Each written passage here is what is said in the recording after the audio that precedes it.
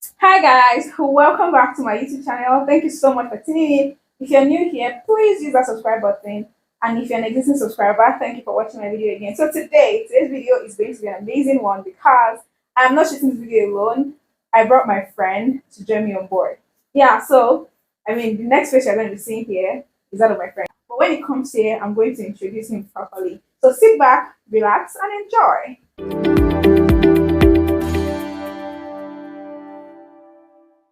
So guys, welcome back. So this is my friend. His name is Emmanuel Chia. He's a human resource professional with over 5 years work experience, HR manager in a few companies, and I'm just going to allow him to introduce himself properly so that I can, So over to you.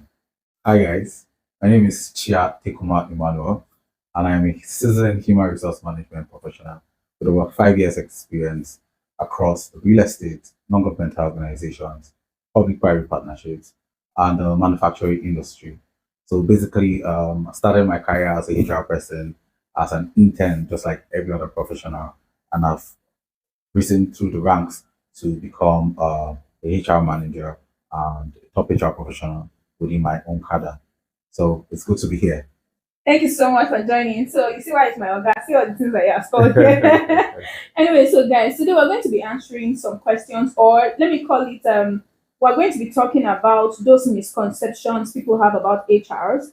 Aside that, we're going to be also be talking about some other things, but everything is still going to be related to work, career, and then if you are willing to start a career in human resource management, this video is for you, so you should watch as well. Even if you didn't start your career in human resource management as a student and you probably got a first role as an HR intern or whatever, I think you can actually watch this video as well because we're going to be delving into a couple of those things. So yeah, like I said, sit back, relax, and enjoy. So we're just going to start right about now. So first thing is that a lot of employees think that HRs are their enemies. They don't consider the fact that HRs are also employees like them and they're also just getting their job done. What do you think about those misconceptions that employees have about HRs being their enemies? At what point we actually strike the balance? Because if as an employee, I think that HR is my enemy. As a HR person, if a lot of people have misconceptions like that about you, how do you strike that balance? Okay, so this has to do with your leadership style.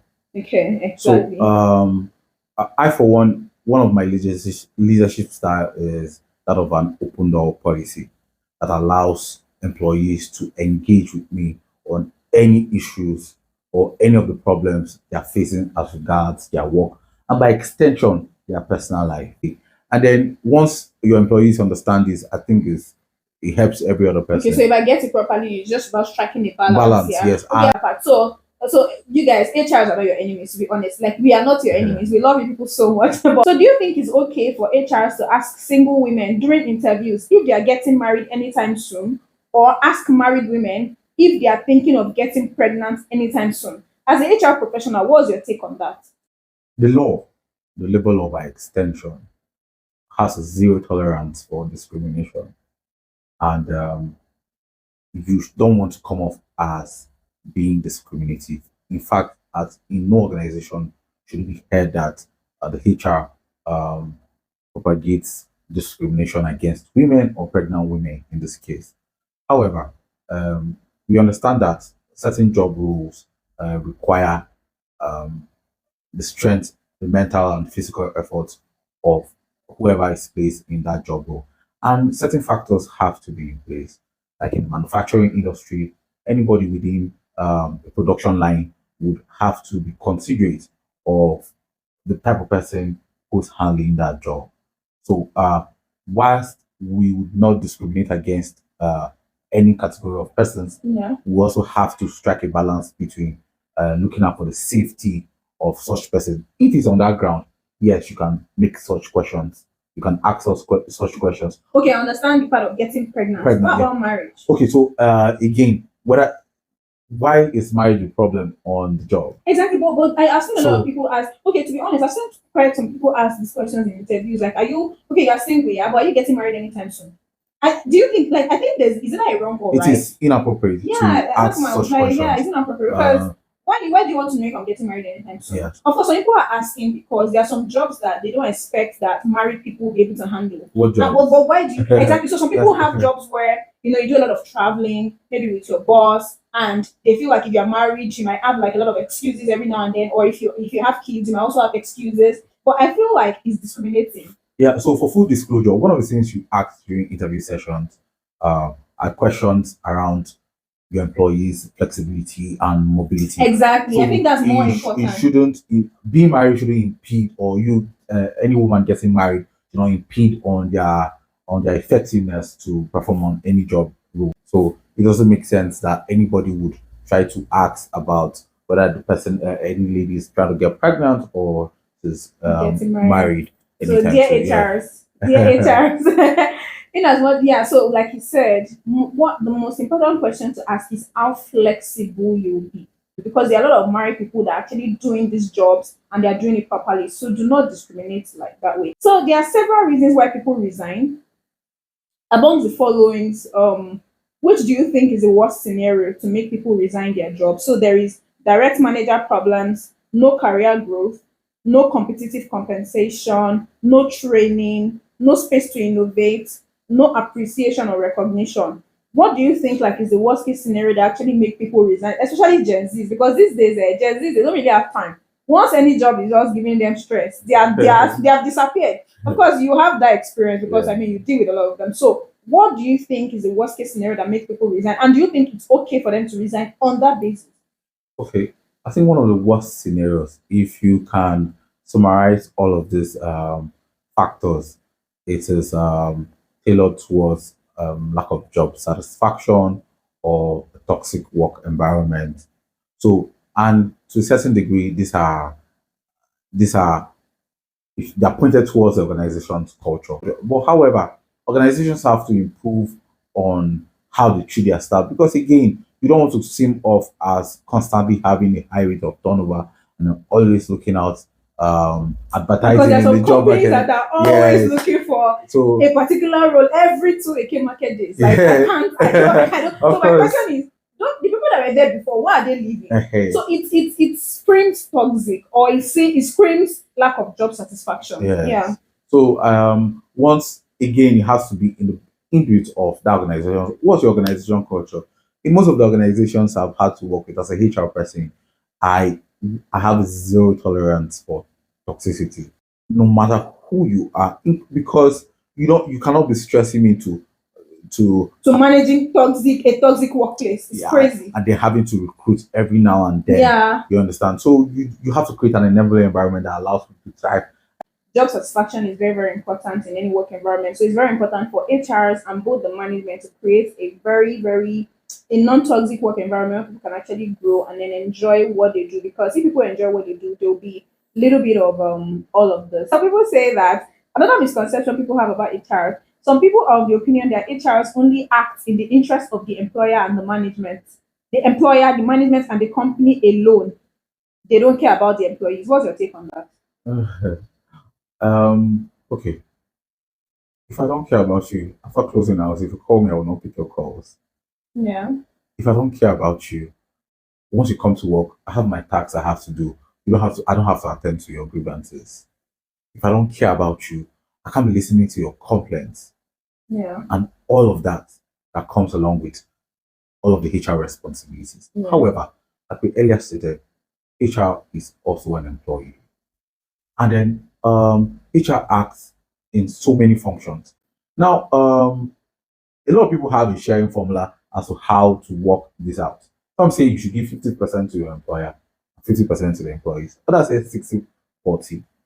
But regardless of the percentage you choose, you have to be as fair as possible. You also have to look out for these employees, right? Because if you don't have a committed workforce, then the burden is going to be on you, the HR. Oh, like the current situation we face today, what's going to happen? HR is going to stand in to talk about how the cost of living has increased drastically.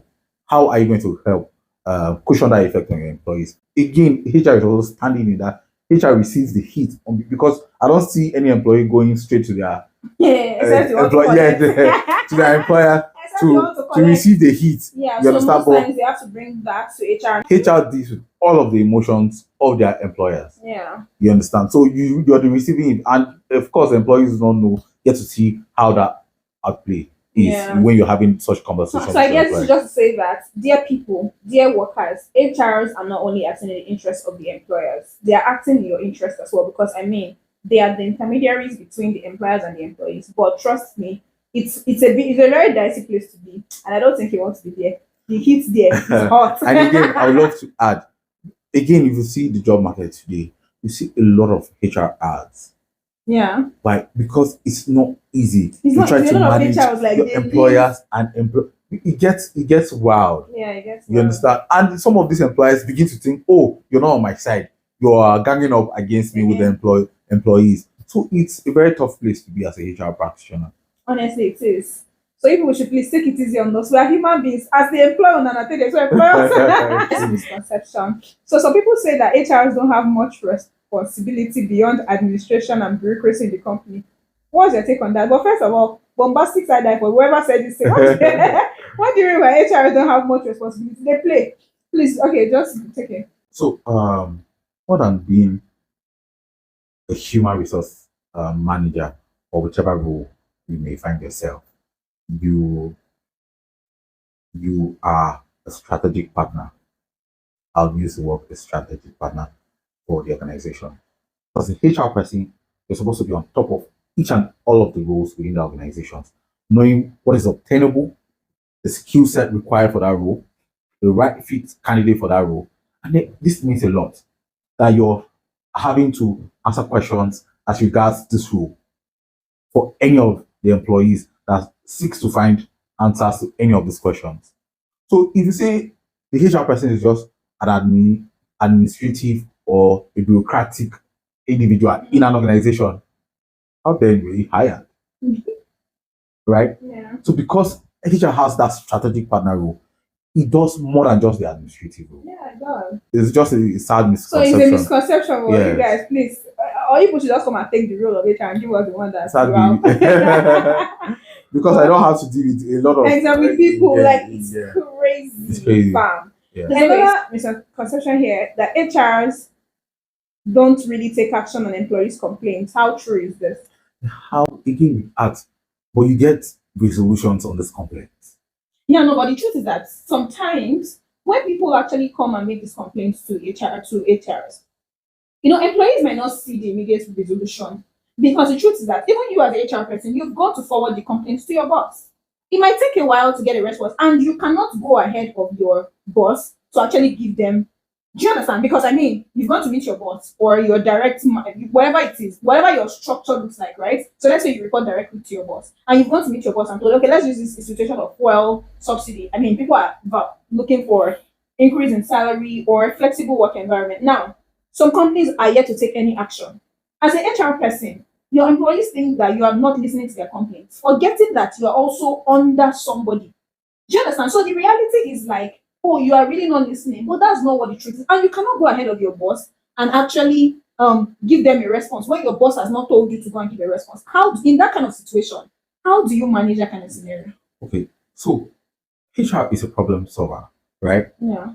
All of the problems come to HR. Yeah. And in trying to table these problems to your employers, one of the things you do is don't take the problems to them back. You take a solution. Oh, there's an economic crisis, there's a hike in fuel prices, and this has invariably affected the livelihood of our employees. It is a given, everybody knows. So do you expect as HR goes to the employer and say, Oga, they have increased the fuel price? Who doesn't know that? As a HR person, what are you going? You're going out with a strategy, sir. This is the problem. Now, what solutions are you perfect? Yeah. So when you say this, and it is dependent again on the organization. Exactly. So, and how quick these organizations attend to problems or solve problems. Yeah. So now, for the case of let's say the economic situation we find ourselves, HR will make recommendations as a strategy. Alternative working days, remote working. Yeah. Again, the decision finally lies at the management. Yes, and sometimes it's a collective decision. It's not as if one person HR can make the decision Exactly. at once. So even So the it staff has to- know that yes. HR cannot make the decision. And sometimes it's deliberated upon in strategy meetings or management meetings. Yeah, we know. So what I'm saying is that, of course, I'm actually like, because I can relate to these things, I'm trying to also be on the edge or on the side of just being an employee, not as an HR person. Do you understand? So when there's no particular solution yet, what do you communicate to your staff? Okay, so again, you said a decision will be made, and once that is made, it will be Communicated to them. So that's why the misconception says that they don't take action on employees' complaints. They're forgetting that it's not the HRs that take the final decision. So there are levels to decision rules. Yeah. Right. So there's a decision rule that can end on my desk, and I'll be able to, as a HR person, can be able to handle it. Once the decisions include finances, it has to go above HR's desk. So you people, HR listen to your complaints, but it might just look like the solution has not come through yet, and that's because there is a board. It depends on what your company structure looks like. There's a management that we are still like HR is there having meetings back to back with the management. Okay, do this, do that. This my staff are complaining. My staff are this, my staff are that. But on the employees' part, it looks like nothing is being done. It does not mean that your HR is a figurehead or your HR does not have your interest in mind. It just probably means that something is cooking, but then we cannot jump over the gun and come straight to you guys.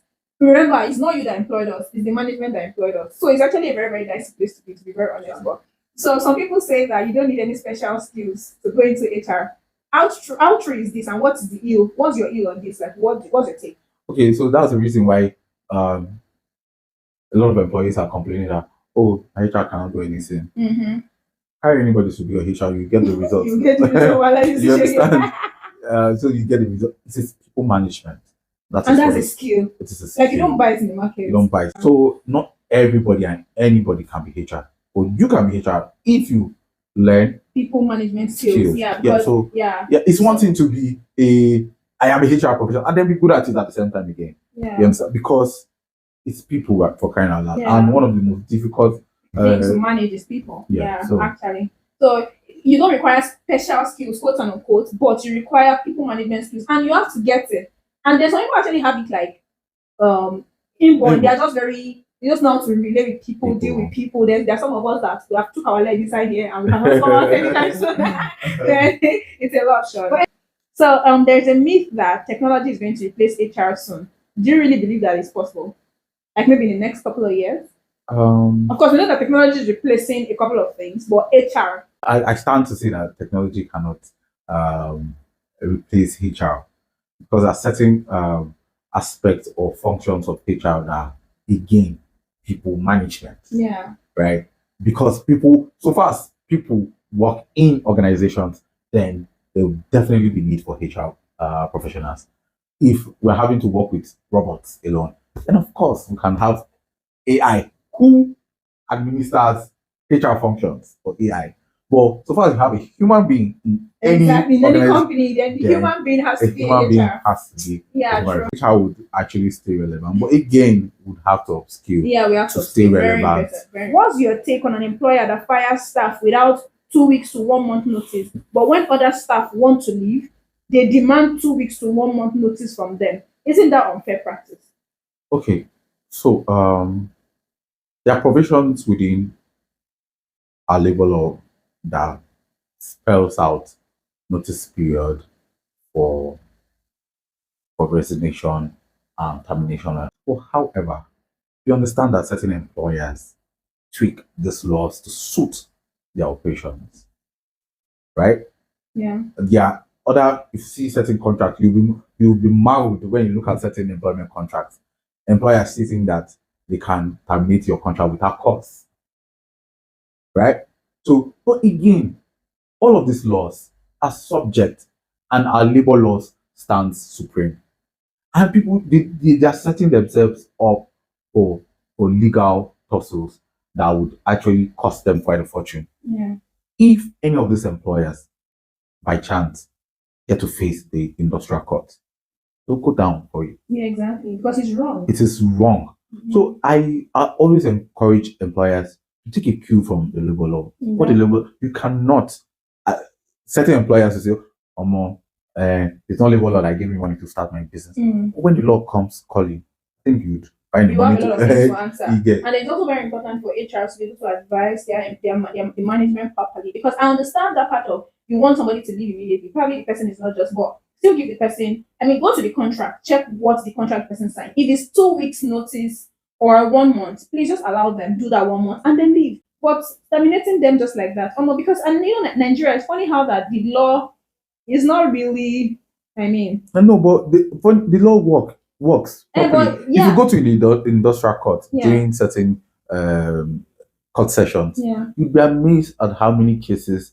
of so it's not what I'm saying. What I'm saying is that the matter will go to court, but now do people really win those cases? a lot of cases have been won in the industrial court. Oh, so again, people do not understand that the law gets to catch up with you. Of course, it's slow, but when it does, might be slow. Yes, when it does, it really does well. So please don't just fire people anyhow. Like, aside even the law, it's not fair. You just take out somebody's livelihood from them like that without prior notice. No matter how bad, even if you want to, even if your company is probably not making profit and you just want to downsize, please do these things the right way, because within the confines of the law, and then look at the contract that these people sign as well.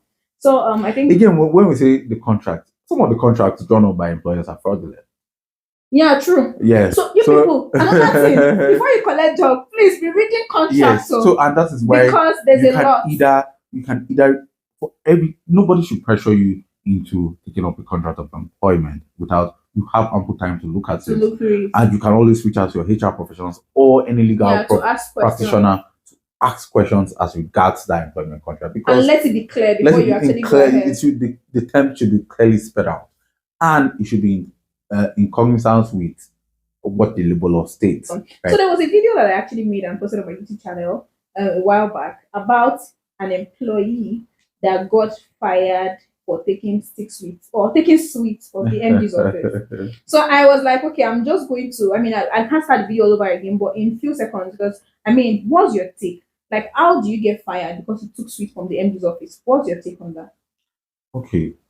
You took sweets from your MD's office without permission is theft. Sweets that is on the table. Yes. However, you have to read the room. But that was quite gross. Yeah, it was gross. Yes, it was quite gross. And but again, you should read the room. In my opinion, it's speaking toxic. Yeah, it's giving toxic. But it is what it is.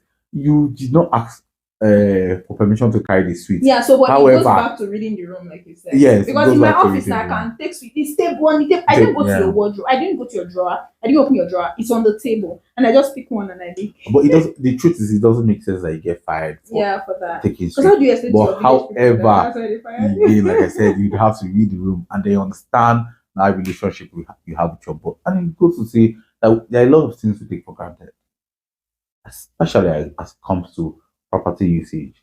People's properties. Ask questions, regardless of how cool you are with the person. Yeah. Okay, so in order not to make this video so long, let's just wrap it up. So just definitely, I'm just asking you. So, what advice would you give a new student that probably just gained admission to school to study human resource management, and the person is thinking, okay, what do I do after? Like, because I remember that when I got my course to study HR, I was like, what am I going to do with my life when I'm done? Because I wanted to study accounting. So what advice would you give someone that found themselves in that situation? And there's another set of people that they probably studied psychology or studied geography in school, and then when they come out, the first job they get is the HR or maybe HR intern, assistant, or whatever. So a lot of people are trying to get balance. What advice would you give those kind of people? And then your final words, and then we're out. Okay. A lot of people don't want to hear that money drives them, like more than passion. Money drives certain people. Now, so, that being said, you look at what drives you. Do you want to take a career path within HR? And our society has become so dynamic now that certain professions, you'd have to use the third eye to look at them for going, make your projections within those periods. This HR path you want to, and if you want to take the HR path, you start networking now. In school, your 100, 200 level, go for internship. Now, best in network. Yeah. So I didn't mention that myself and Chia went to the same university. Yeah. Yeah, it's actually good. So you start your internship, get contacts of top employers within your locations, and start your networking as early as possible. Mm. But in recent times, I would advise that you acquire more skills that allows you to be more proficient in your job, on the job as a HR practitioner. Yeah, so you can mix that with business development and all of the courses you get to learn that are quite dynamic to the field of management that allows you to be a star professional. So that would also give you a leverage amongst the top competition you're going to find in the industry. So again, bottom line advice would be leverage on your network, the schools, and internship. But anyways, thank you so much, Chia, for gracing my channel today. I really I mean, you were able to answer like most of these questions, and of course, you answered them gracefully. So thank you so much for coming, and I hope I will get to see you again when I invite you. You will show up again. So thank you so much. So guys, thank you so much for watching my video today. I do hope that you enjoyed the video. If you want more of this content, you want us to talk about things that are related to the workplace, HR, anything at all, you can just drop a comment in the comment section, and I'm definitely going to look into it and then probably shoot a video in that aspect. So yeah, your HR, I mean, we're HR partners actually. Yeah. So thank you so much, guys, for watching my video today. I do hope you like this video. Please use that button to subscribe, like my video, share this video to your village people, your family members, of course, and anybody that cares to know. So thank you so much for watching, and I'll catch you guys on the next one. Bye. Bye. You shut up, Uncle. I don't start the video already. I don't know why it's not connecting. I don't want to distract me. Okay, let's go. Let's have it. Let's have it. It is easy. It made you a lot setting up this whole thing. But I hope you're on the right seat because we're about to start and